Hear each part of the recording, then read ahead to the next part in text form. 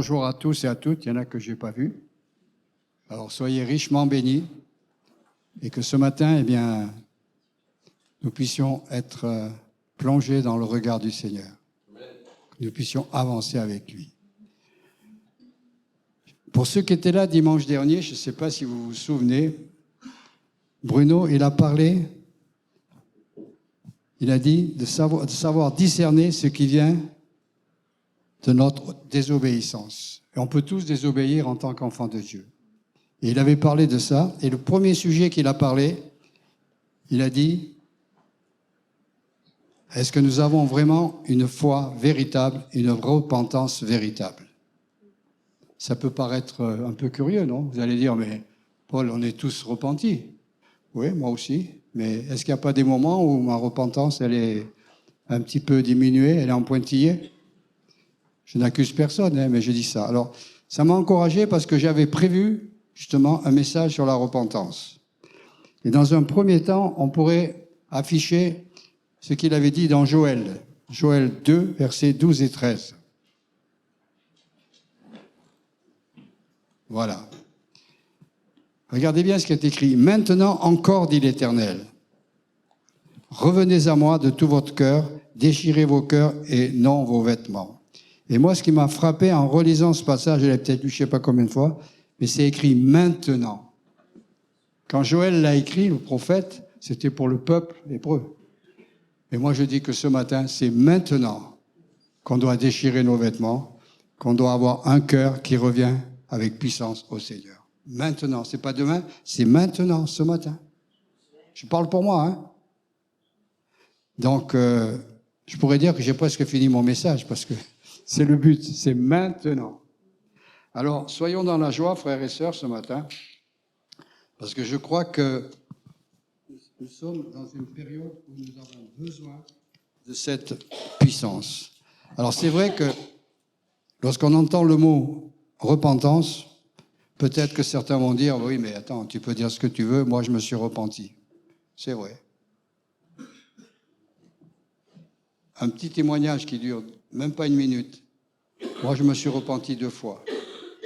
Je m'étais repenti, oui, j'avais le cœur qui s'était repenti.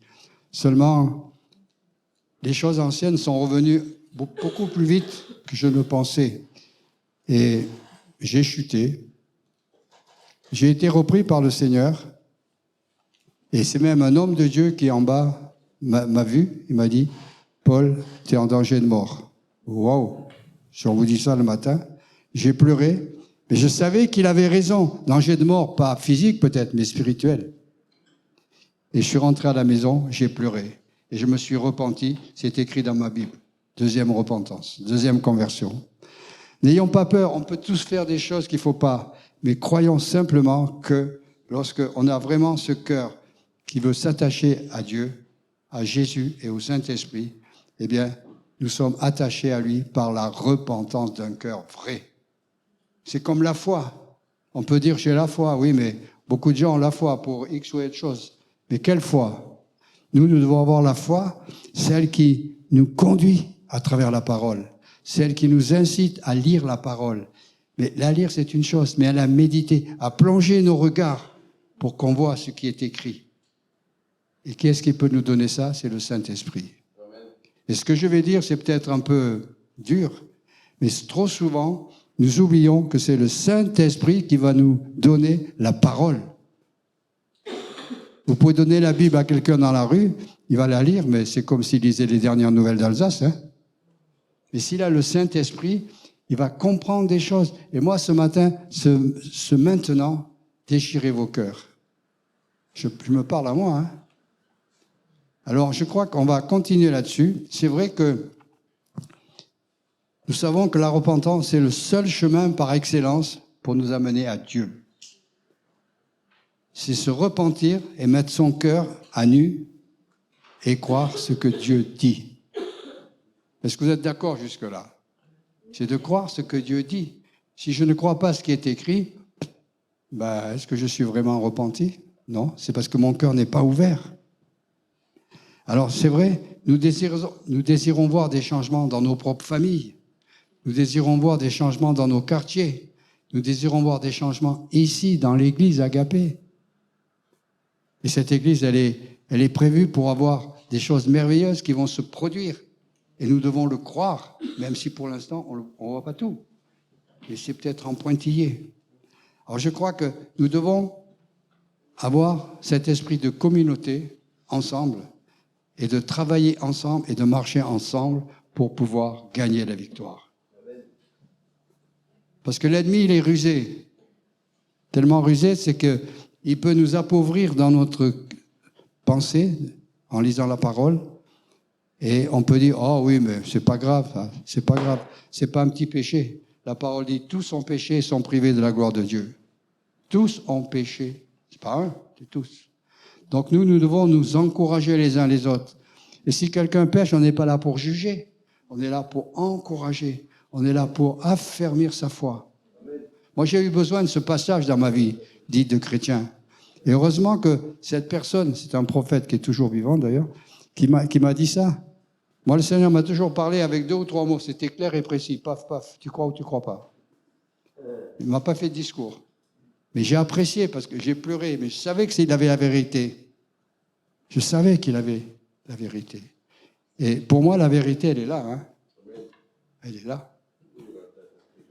Si tu crois que lire la Bible une fois de temps en temps, ça suffit, tu te trompes, mon frère, ma sœur.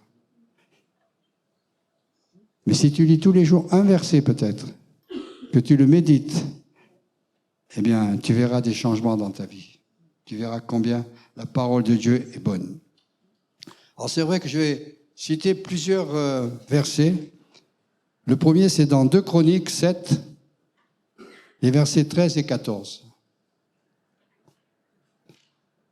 Quand on lit ce passage, ça paraît un peu cruel. Il est dit, « Quand je fermerai le ciel et qu'il n'y aura point de pluie, quand j'ordonnerai aux sauterelles de consumer le pays, quand j'enverrai la peste parmi mon peuple. » Bon, ça c'est le prophète qui dit ça, mais on se dit, mais Seigneur, ça va pas ça. Par contre, la suite, elle est importante. Si mon peuple,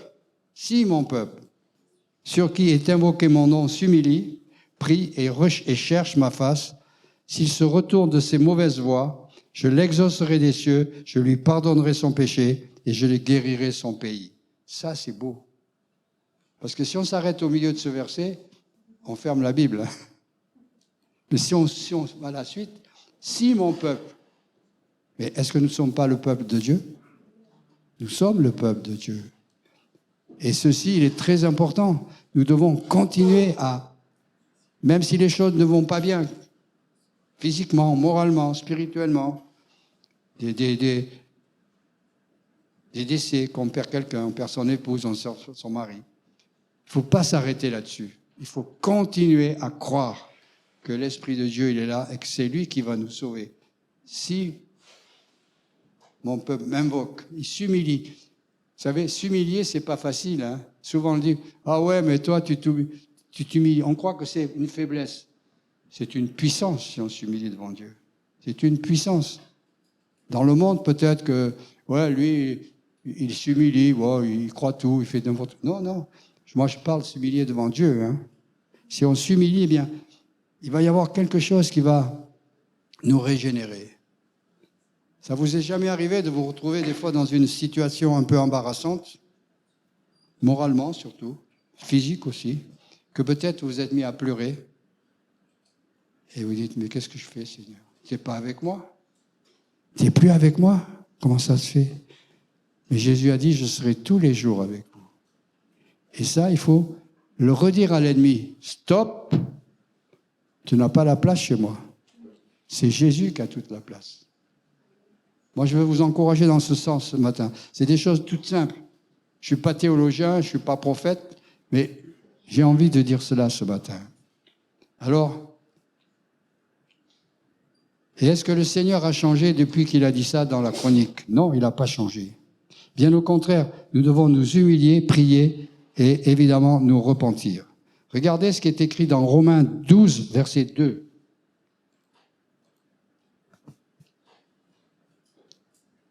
Ne vous conformez pas au siècle présent, mais soyez transformés par le renouvellement de l'intelligence, afin que vous discerniez quelle est la volonté de Dieu, ce qui est bon et agréable. L'Ancien Testament et le Nouveau Testament ne se contredisent jamais. Ils se complètent. Ne vous conformez pas au siècle présent, mais soyez transformés par le renouvellement de votre intelligence.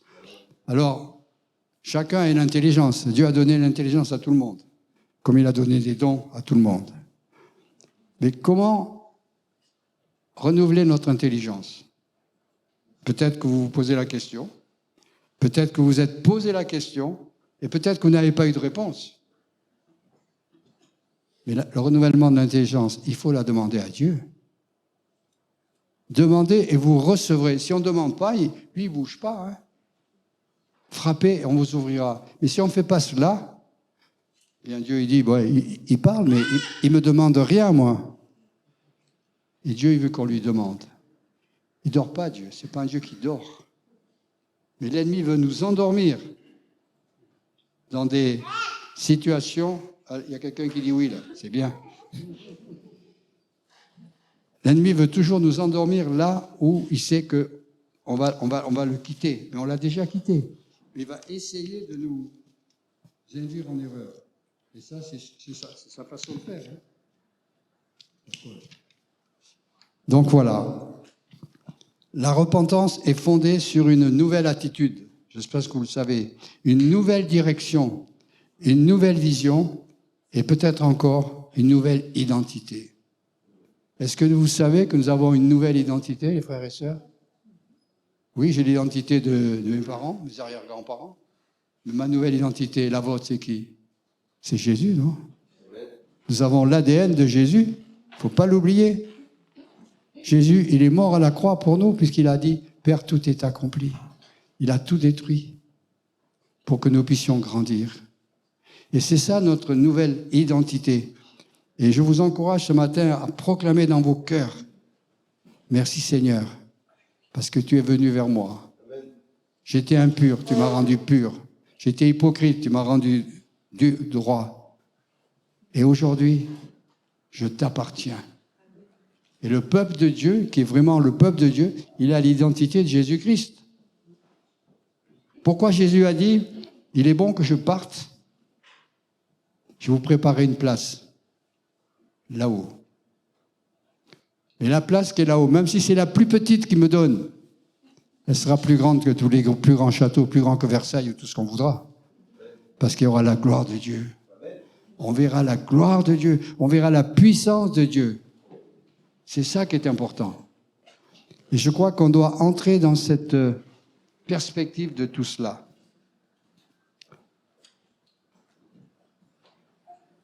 Vous connaissez l'histoire de Saul de Tarse qui est devenu Paul. Alors, je ne vais pas tout détailler, c'est dans les Actes 9. Il nous est dit que des écailles sont tombées de ses yeux.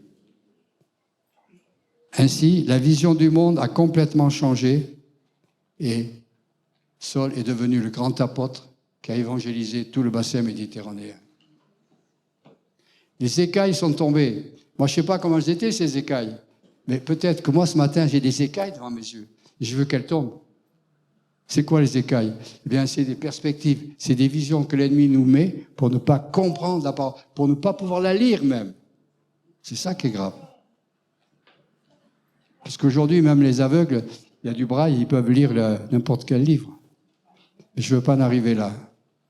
Nous avons peut-être des écailles plus ou moins grosses, plus ou moins grandes. Mais Seigneur, ce matin, je te demande que qui que ce soit, pour tous ceux qui sont là, que les écailles tombent. Qu'ils aient une vision pure et nette de ta personne, Jésus. De ta personne, Saint-Esprit. Parce que le Saint-Esprit, c'est une personne. Donc je crois que ça, c'est qui est important. Et dans Romains 3, verset 20, merci, car personne ne sera justifié par les œuvres de la loi, puisque c'est par la loi que vient la connaissance du péché. Et ça, c'est important. La loi conduit au péché. Mais nous devons avoir une œuvre qui vient du cœur. La repentance n'est pas de faire du neuf avec du vieux. C'est pas ça, hein. Ce que Jésus a dit, on ne met pas du vin nouveau dans les vieilles outres. La première fois que j'ai lu ça, ça m'a choqué. parce que je n'ai pas compris. Je connaissais des gens qui avaient des tonneaux. Ils ne changeaient pas les tonneaux quand ils mettaient le nouveau vin dedans. Ils le nettoyaient. Ils rentraient dedans, ils enlevaient je ne sais pas quoi.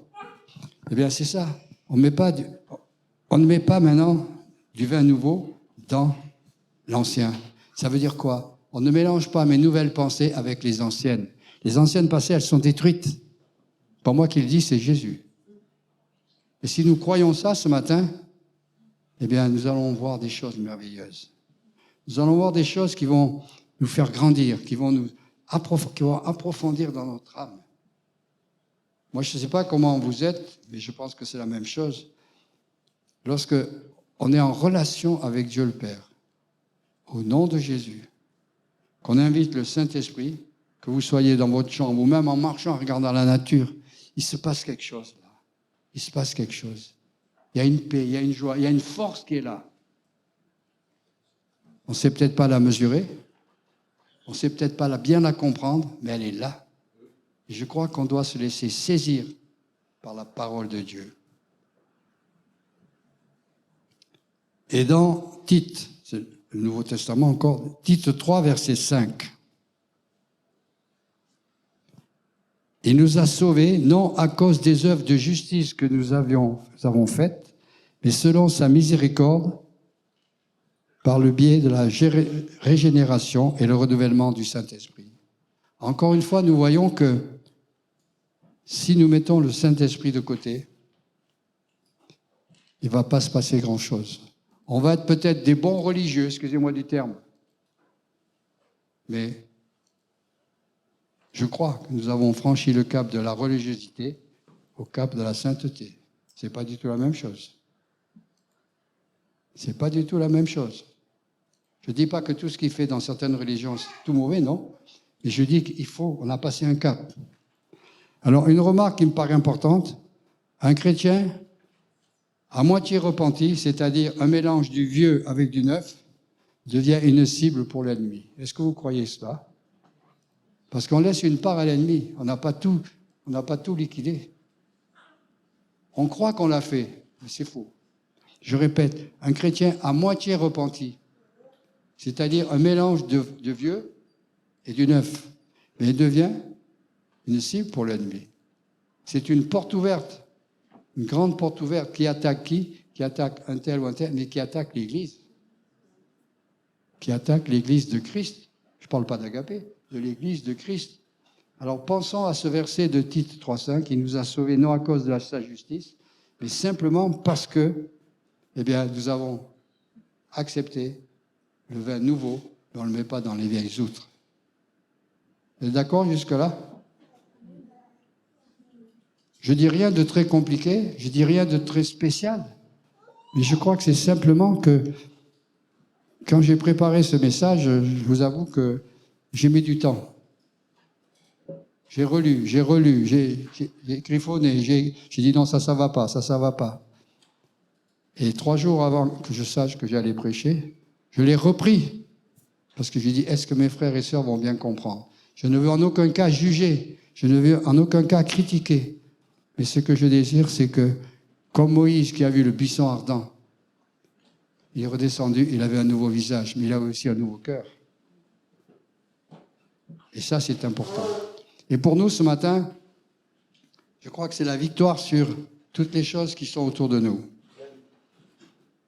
Nous allons lire 2 Corinthiens 5, verset 17.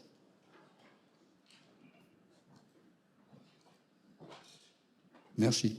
Si quelqu'un est en Christ, il est une nouvelle créature. Vous êtes d'accord là-dessus?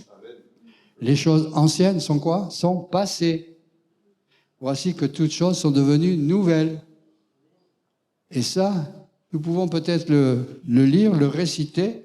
On peut même le dire à quelqu'un, à un frère et sœur. Tu sais, les choses anciennes sont passées. Toutes choses sont devenues nouvelles. Il entend peut-être, mais est-ce que dans son cœur, c'est la vérité? Il faut qu'il y ait un balayage.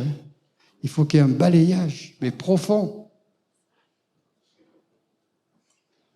Là, il faut l'ébène pour creuser, pour enlever la vieille chose. Oui, c'est vrai. Toutes choses nouvelles, nous sommes des créatures nouvelles. Les choses anciennes sont passées.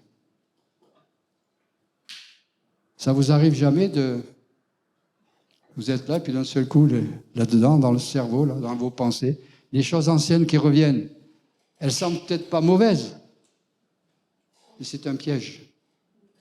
C'est un piège. Et c'est le piège de qui? De l'ennemi qui veut essayer de nous tromper. Satan est venu tromper Ève, non? Est-ce que Dieu a vraiment dit ceci? Ben, elle avait cru. Hein. Mais à partir du moment où on pose la question, est-ce que Dieu a dit cela? Est-ce que vraiment il a dit? Ça met une interrogation. Ah, mais c'est peut-être pas vrai. Ah, mais c'est peut-être pas certain. Il faut être attentif à la parole.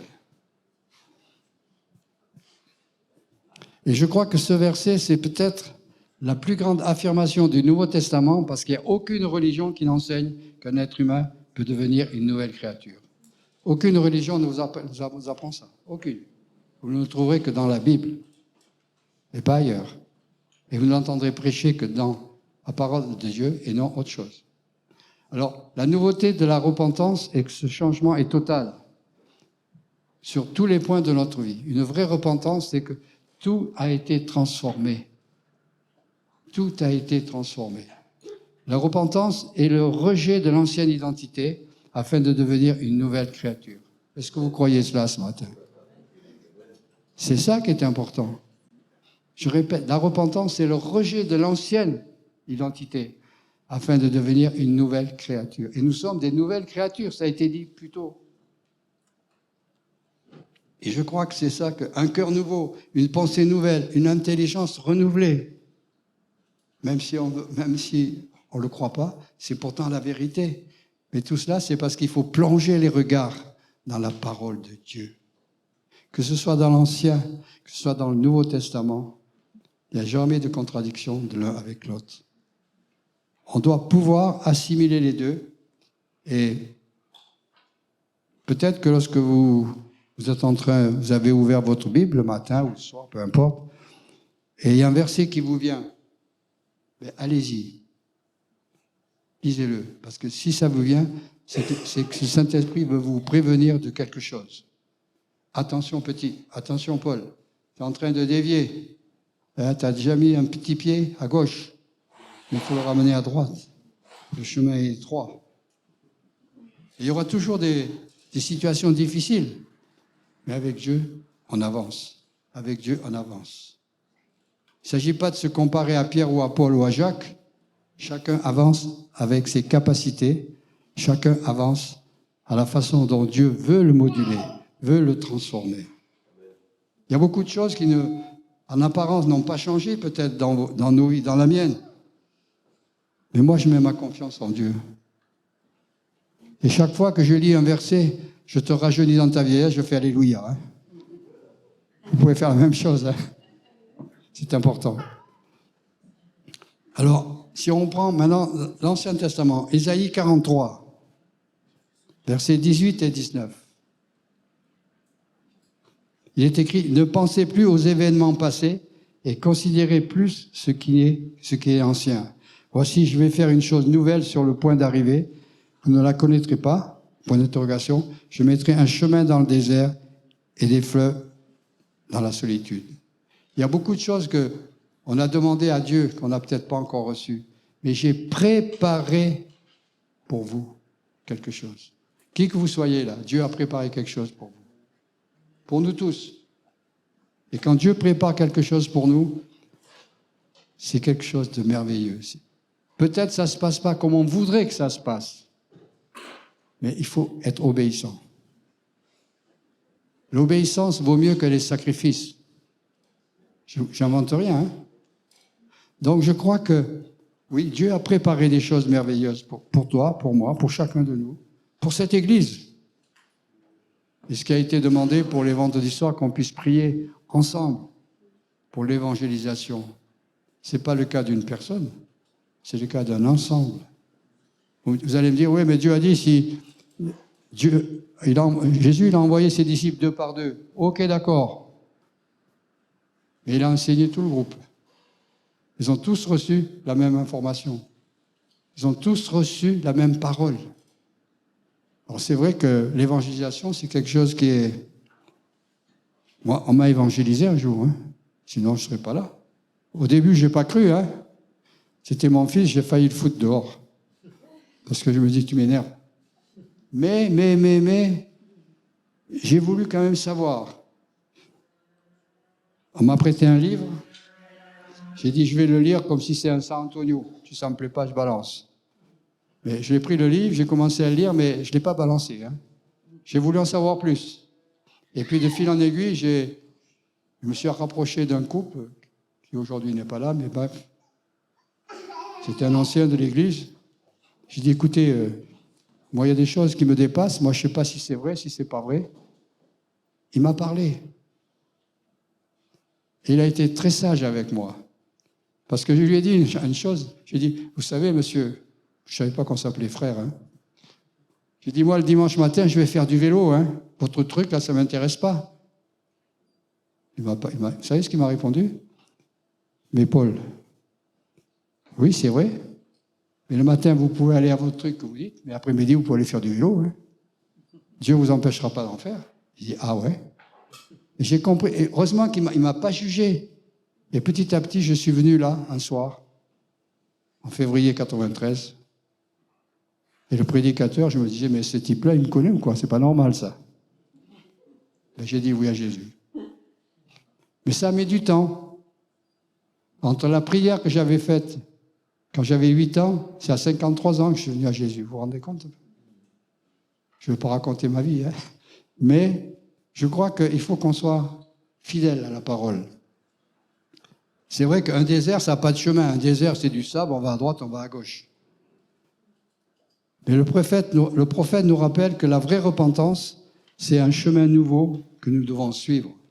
Et c'est quoi ce chemin nouveau? C'est qui? C'est Jésus. Le chemin qui est étroit. Puisque Jésus a dit, je suis à la porte de la bergerie. Mes brebis entendent ma voix. Le voleur, il vient, il n'entend pas. La vraie repentance, c'est une voie réelle qui s'appelle la repentance. C'est vrai. L'apôtre Paul nous invite profondément à vivre cette nouvelle repentance. Et je crois que c'est merveilleux de pouvoir le faire parce que toute la parole est basée sur la parole de Dieu, sur l'Esprit. Renoncer au vieil homme, c'est ouvrir une porte au nouvel homme. Vous allez me dire, j'invente rien, hein? Oui. Mais le nouvel homme, c'est qui? C'est Jésus. Il est là pour entrer dans notre vie. Et il faut qu'il vienne, il faut que tout soit lavé. La parole dit bien que nous sommes le temple du Saint-Esprit. Tout le monde le sait, ça. Mais qu'est-ce qu'il y a dans mon temple? Souvenez-vous, quand Jésus est rentré dans le temple, qu'il a chassé les gens avec des fouets parce qu'ils en avaient fait une maison de voleurs. Mais quelquefois, notre temple, il est peut-être un peu comme ça. Il faut chasser. Il ne prend pas des fouets, lui, puisque Jésus a déjà tout crucifié à la croix. Mais ce qu'il faut, c'est accepter de quitter. Il faut accepter de s'humilier. Il faut renoncer au premier Adam pour accueillir le second Adam. Le second Adam, c'est Christ, c'est Jésus. Donc, on doit se dépouiller de son passé de pécheur. Je n'invente rien ce matin, vous l'avez entendu des milliers de fois dans les prédications, dans les chants. Ce matin, je me permets de dire, oui, c'est le but de mon message, c'est qu'on soit conscient de la puissance de la parole de Dieu pour qu'elle puisse nous transformer chaque jour et que nous acceptions d'être transformés. Parce qu'on peut dire, oui, c'est bien, mais c'est pour l'autre, c'est pas pour moi. Non, c'est pour toi. Que nous acceptions d'être transformés chaque jour. C'est des fois pas facile, oui, c'est vrai. Et d'ailleurs, pour cela, regardez ce qui est écrit dans Galates 2, verset 20. J'ai été crucifié avec Christ, et si je vis, ce n'est plus moi qui vis, c'est Christ qui vit en moi. C'est facile à dire, mais pour que Christ vive en moi, il faut que moi j'ai crucifié tout le reste. Oui, c'est Jésus qui a tout accompli, mais j'ai ma part à faire. Et Dieu ne fera jamais notre part si nous ne voulons pas la faire. Dieu n'est pas un gourou, hein. Si on ne lui demande rien, il ne donne rien. On lui demande, et Jésus a bien dit, vous ne recevez pas parce que vous vous priez mal. Ah bon? Oui, il faut prier le Père en mon nom, au nom de Jésus, afin que s'accomplisse ce que vous avez demandé en son temps. Ce n'est pas au temps de Paul, c'est au temps du Seigneur. C'est pour ça que des fois, il n'y a pas de réponse tout de suite, mais elles sont là, elles sont écrites.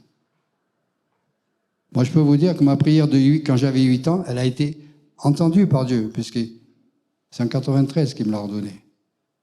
Et c'était en 48. Mot par mot. J'ai été soufflé, hein. Je voulais pas me lever, il m'a dit, mais c'est moi qui t'appelle. J'ai dit, mais c'est qui toi? Je savais pas. J'étais paumé, moi, je ne reconnaissais rien. Il m'a dit, mais c'est moi qui t'appelle, viens. Là.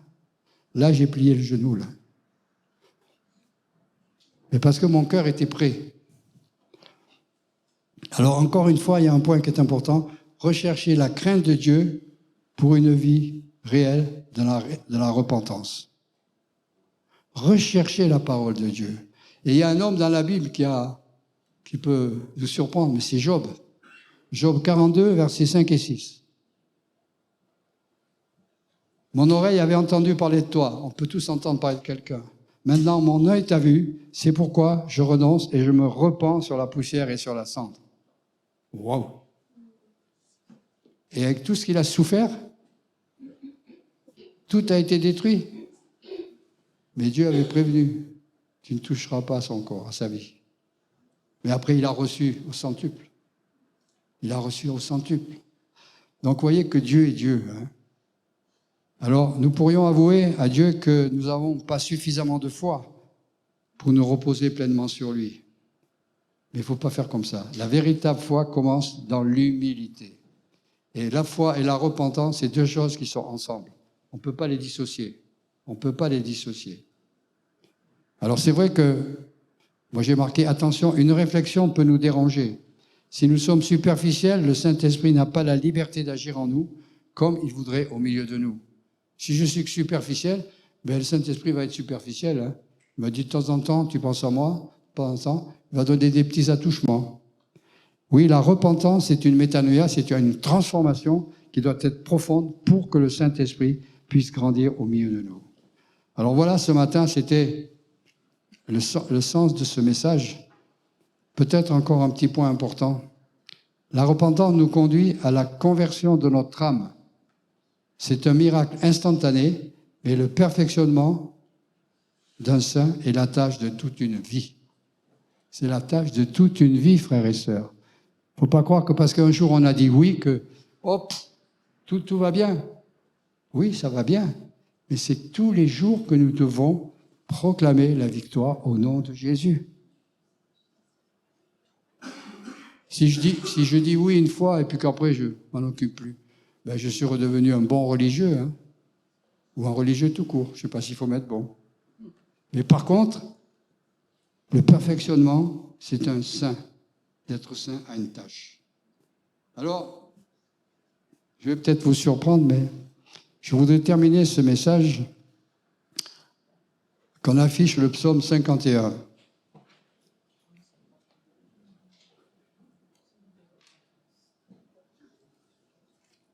Je l'ai donné, non? Psaume 51, versets 12, 13 et 14. Ah, j'ai oublié de te le donner peut-être. C'est bon? Eh bien, j'aimerais que ce matin, ça va s'afficher et vous savez ce qu'on va faire? On va tous se lever, tous. Et on va le proclamer de toute notre bouche, à haute voix. Il n'y a pas que Polo qui va prêcher. Afin que... Oui. Ô Dieu, vous pouvez le répéter, vous le lisez, ok? Ô Dieu, crée en moi un cœur pur. Renouvelle en moi un esprit bien disposé. Ne me rejette pas loin de ta face. Ne me rejette pas ton Esprit Saint.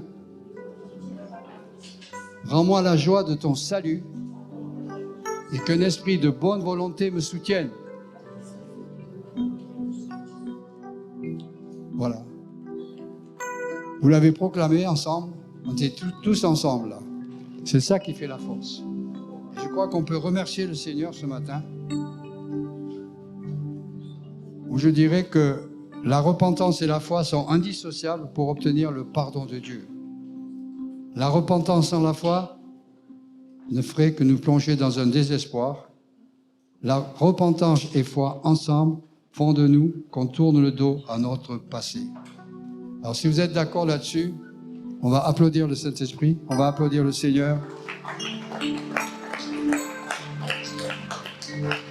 Et surtout, on va le bénir. On a tous prononcé ça en même temps. N'oubliez pas tous les jours presque de prendre ce psaume-là, 51. Vous le proclamez dans votre cœur et vous verrez qu'il va y avoir des transformations. Seigneur, je te remercie ce matin. Tu nous as visités en tant que ton peuple. Tu nous as restaurés ce matin pour que nous soyons renouvelés, pour que l'homme ancien soit détruit et que l'homme nouveau soit en nouveauté de vie. C'est comme un bébé. Quand il naît, il ne sait pas parler, il ne sait rien faire. Mais il grandit. Il agrée en fonction de ce que ses parents vont lui dire. Eh bien nous, notre parent, c'est Dieu le Père, Dieu le Fils et Dieu le Saint-Esprit. Pour que nous puissions chaque jour grandir encore avec lui tous les jours.